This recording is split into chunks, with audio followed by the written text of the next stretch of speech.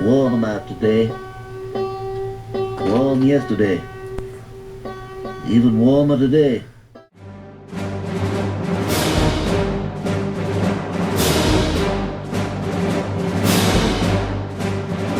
Oh, really?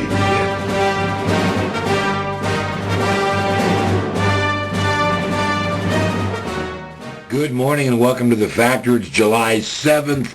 Here's some of the stories we're working on today for you. It's a big day on The Factor. Oh, really? There's a big problem in New York City.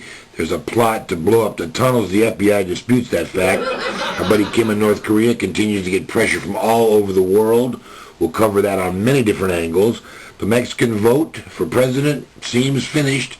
Felipe Calderon apparently has won. Oh, really? Did bird droppings survive the space shuttle blast-off? We got film about that. Singular's cheating its customers, and I'm pissed because I'm one of theirs customers. Microsoft announces a brand new iPod that's going to beat iPod up. Luciano Pavarotti, our buddy, is recovering from surgery. And we wonder if mammoths in ancient history, pre-dawn discovery of the dinosaurs and mammoth history, did they color their hair?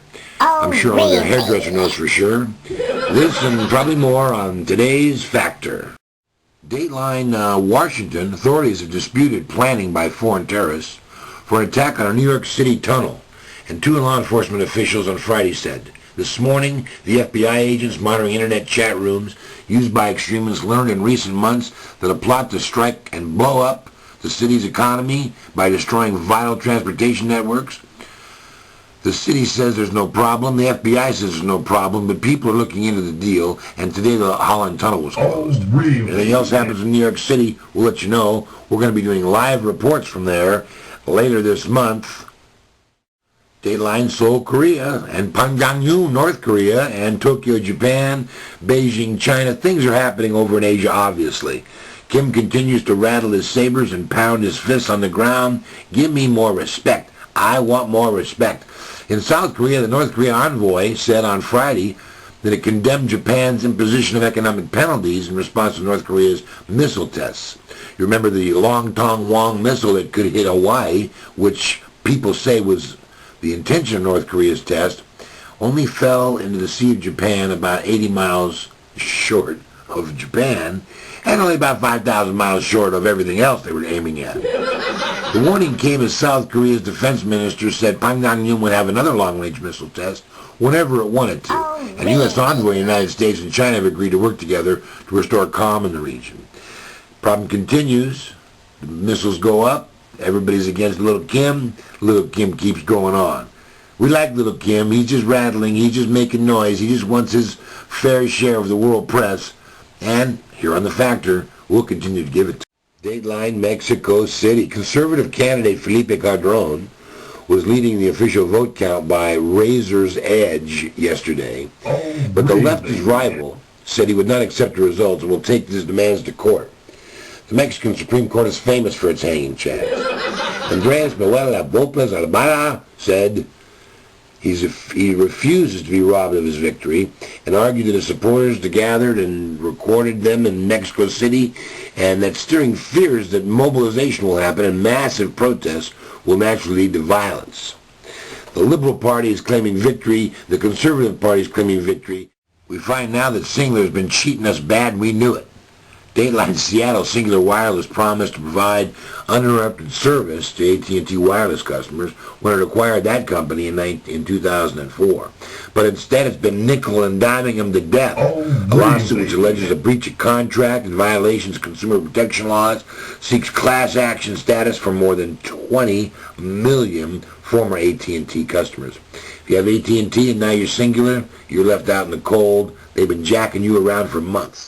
Bill Gates doesn't have enough money. Film at 11. Microsoft now is after Apple in the iPod business. iPod's become the standard of personal electronic devices for video and audio. But Microsoft CEO Steve Ballmer is seen in this May 22, 2006 file photo. There are not many files. Microsoft will start selling a digital music and video player to compete with Apple's iPod by Christmas. Sources close to the matter said on Wednesday. Sources close to the matter say that it'll be better than iPod because iPods are cheap. World's favorite tenor Luciano Pavarotti underwent surgery for pancreatic cancer and is recovering well, his manager said on Friday. The 70-year-old singer was preparing to leave New York last week to resume his farewell world concert tour in Britain when doctors discovered a malignant pancreatic mass. Fortunately, the mass was able to be completely removed at surgery, said Pavarotti's manager. Mr. Pavarotti is recovering well, and his physicians are encouraged by the physical and emotional resilience of their patient. This guy's very Italian, he's big, he's fat, he's lovely. Good-looking man, though, so he'll take care of you, and we'll take care of Pavarotti. And God willing, good luck to you. Get well soon. In a startling discovery and a wonderful use of money, researchers have found that mammoths in the pre-dawn era of man and beast, you know, those big woolly mammoths that look like elephants except they had a lot of hair, they might have had different color hair. They said that genes were found in their pants. No, genes were found in the DNA of the 43,000-year-old mammoth, a bone in Siberia, that proves that mammoths were also blonde and redhead, brunette, and possibly light brown too. They discovered after extensive study that the blondes had more fun. Especially out of Houston, Texas, NASA's rocket scientists have a new appreciation for out-of-this-world power of bird droppings. The orbiting space shuttle is seen to have bird droppings on its wings when it took off. After it went through orbit, it's now docked to the space station, the International Space Station. The bird droppings are still there, and they're not even sure that when it comes back to Earth with 17,000 miles an hour, and 300,000 gallons of gas and 3,000 degrees of Fahrenheit, those bird droppings are still going to be there. As you know, if you have a car and you went to the car wash, bird droppings last forever. So NASA shouldn't be so surprised. With this incredible story and this use of money, we love NASA. We'll be back next week. We're going to skip the weekend factor because ratings are down. We're going to retool the factor maybe, or maybe give up, or maybe jump off a cliff, or maybe let Bill O'Reilly do it. I'm not sure. But we're having fun on the factor. Thank you for joining us this week, and we'll be back next week. Oh, really?